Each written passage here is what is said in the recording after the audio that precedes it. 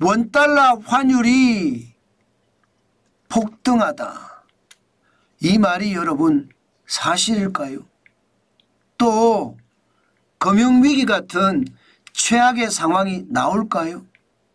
일단 원달러 환율부터 먼저 보겠습니다. 지금 오늘 원달러 환율은요 1473.9원입니다. NDF 쉽게 말하면 역의 차액 결제 선물한 시장에서 이렇게까지 폭등을 했습니다. 그야말로 엄청나게 올랐죠. 1473.9원이면 여러분 순식간에 그냥 13.2원이 오른 거예요. 야, 이거 말입니다. 시장에서는 걱정이 태산 같은 거예요. 환율이 폭등하니까 시장의 불안감 굉장히 큽니다. 기본적으로 이렇게 환율이 폭등한 데는 미국의 달러 인덱스가 엄청 많이 올라갔습니다. 2025년 1월 10일 현재 109.68까지 올라갔습니다. 109.68이니까 2022년 9월 27일 114.11 이후로 거의 최고치입니다. 이러다가 말입니다. 110을 넘어간다는 이야기가 나올 정도로 시장에 굉장히 불안함이 가득합니다. 강달러가 엄청나게 된다는 이야기죠. 강달러가. 그러면 왜 이렇게 달러 인덱스가 갑작스럽게 올랐느냐. 미국의 고용지표가 괴물 고용지표가 나왔어요.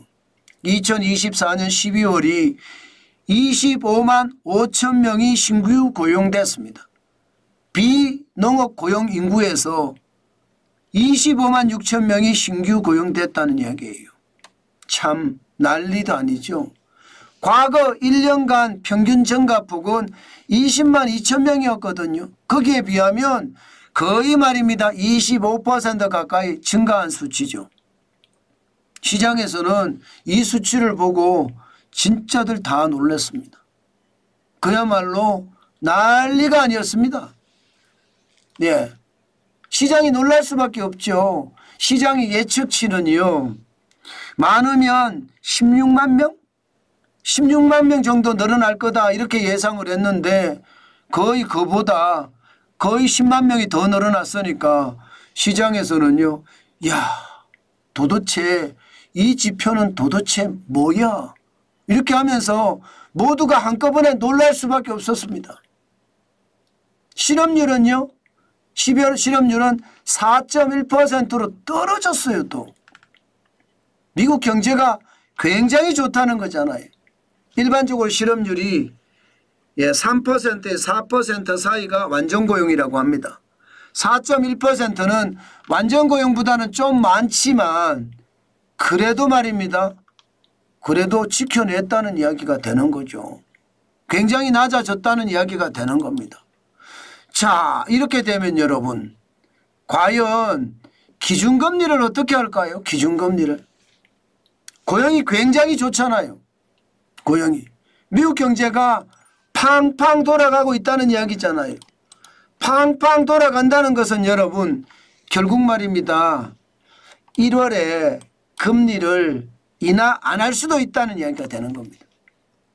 지금 미국의 금리는요. 기준금리가 4.5%입니다. 4.5%. 4.5% 기준금리인데 그냥 4.5%를 유지한다 이렇게 이야기합니다. 그러면 여러분 금리를 내리면 기준금리를 내리면 돈을 푸는 효과가 있으니까 달러의 가치가 떨어질 거 아니에요. 그런데 금리를 동결을 하면요. 동결을 하면 기본적으로 이게 시장에 충격을 줄 수밖에 없습니다. 다시 말해서 국채금리가 계속 올라갑니다. 계속. 10년물 국채금리가 뭐 5% 올라간다는 이야기가 나올 정도로 시장에서는요. 미국 경기가 굉장히 좋은 거예요. 이런 상태에서 말입니다. 올해 금리 인하 2번 한다고 했습니다. 그것도 12월에 바꿔서 2번이에요. 원래 4번이었는데. 그런데 이 2번도 못할 수도 있습니다. 2번도. 진짜로는 금리를 올릴 수도 있다는 이야기까지 나옵니다. 금리를 올릴 수도 있다는 이야기가 나오면 금리를 올리면 달러 인덱스는 더 강해지겠죠. 지금 달러 인덱스가 강해지는 걸 보면 굉장히 빠른 속도잖아요. 2022년 9월 27일에 114.11까지 이렇게까지 폭등한 적도 있는데 지금 109.68이니까 적지 않죠. 여기다가 도널드 트럼프 대통령의 보편 관세는 아마 물가를 더 올릴 거라고 봅니다. 그러면 물가를 더 올릴 거라고 보면 어떻게 될까요? 미국은 진짜 금리를 올릴 수도 있다는 이야기가 되는 겁니다. 그렇게 됐을 때 환율은 진짜 난리가 난 거예요. 환율이 말입니다. 1473.9원까지 올라갔다는 것은요. 어쩌면 금융위기가 재현할 수도 있다는 그런 악몽까지 나오고 있습니다. 그만큼 말입니다. 굉장히 많이 올라간 거예요. 굉장히. 1473.9원이라는 숫자가 말입니다. 사실 금융위기 때가 2009년 3월 2일 1570.3원이었거든요. 다시 말해서 지금처럼 가면 원달러 환율이 1,500원까지 넘어갈 수도 있다는 이야기가 되는 거예요. IMF 외환위기 때도 1997년 12월 23일 날 1962원이었지만 그때만큼은 아니겠지만 금융위기는 재현될 수 있다는 이야기가 계속 나옵니다. 지금 미국 시장의 분위기가 굉장히 다르죠. 이런 분위기 하에서 말입니다. 원달러 환율은 계속 올라간다는 사실 우리는 한 번쯤 생각해야 됩니다. 사실 말입니다. 원달러 환율이 금융위기로 갈 수 있다는 징조는 달러 인덱스나 미국의 어떤 상황에서만 보이는 게 아니에요. 일본 쪽도 보면 불안한 기색이 역력합니다. 지금 일본의 10년물 국채금리를 보면 1.209%까지 올라갔습니다. 2011년 5월 이후에 13년 만에 최고치예요. 13년 만에. 대단하죠. 엄청나죠. 10년물 국채금리가 이렇게 올라간다는 것은 일본의 금리를 올릴 수도 있다는 이야기잖아요. 그러면 10년물 국채금리가 왜 이렇게 올라가며 일본의 기준금리를 올린단 말이 왜 나올까요? 결국은요. 물가를 올라갈 수밖에 없다는 거예요. 도널드 트럼프 대통령의 보편관세 정책은 관세 폭탄이 돼서 물가를 올린다는 이야기가 되는 겁니다. 그렇게 되면 자칫 말입니다. 시장에는 굉장히 큰 위협으로 다가갈 수가 있습니다. 현재 대한민국은 금융위기에서는 약간은 벗어나 있는 것도 사실이에요. 왜? 외환보유액을 적어도 2024년 12월에 1,456억 달러까지 가지고 있으니까요. 그런데 이게 계속 지켜질까 문제죠. 이게 계속 지켜질까. 만약에 지켜지지 못하고 4천억 달러가 붕괴가 되면요. 그때는 우리가 상상하지 못한 그런 위기로 빠져들 수도 있습니다.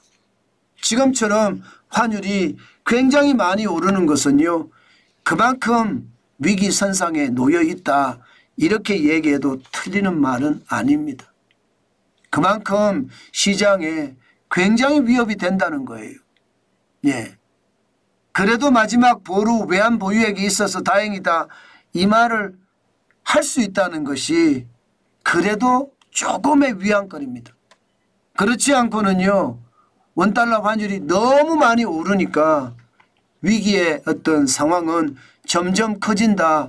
그런 생각을 할 수밖에 없다는 뜻입니다.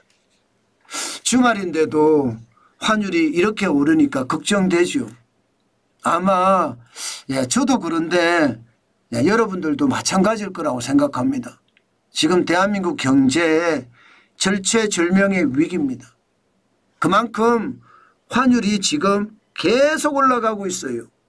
지금은 1,470원이지만 내일은 1,480원, 모레는 1,500원이 되면서요. 대한민국의 최악의 상황, 2008년, 2009년 같은 금융위기가 터질 수도 있다는 것 우리 한 번쯤은 생각해야 됩니다. 단순하게 무슨 금융위기야 이렇게 치부하지 마시고 경계감을 가지고 시장을 바라보라는 뜻입니다. 그게 우리 자산을 지키는 길이니까요. 그만큼 말입니다. 그만큼 지금 그 어느 때보다 시시각각으로 위기는 달려오고 있다. 이런 얘기 저는 틀리는 얘기가 아닌 것 같습니다. 제발 시장 경계감을 가지고 바라보시는 것 진짜 잊지 말았으면 좋겠습니다.